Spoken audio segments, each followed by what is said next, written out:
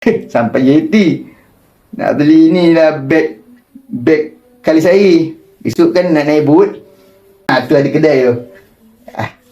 Tu pun ada beg kali saya tu. Beli lah. Hari tu apa?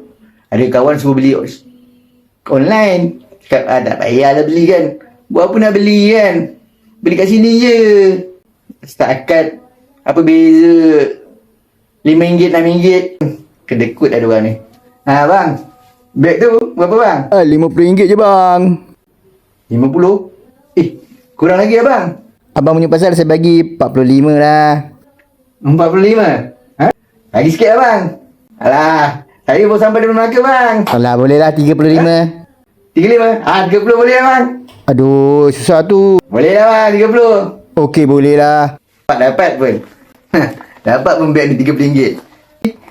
Dia orang suruh beli kat online. Kita beli kat sini pun boleh.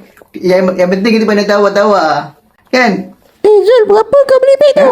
Aku beli RM30 tau. Aku tawar. Ikutkan dia jual RM50 tu. Kau beli berapa ringgit? Aku beli online RM15 je. RM15? Kau tipu lah. Membohong dia.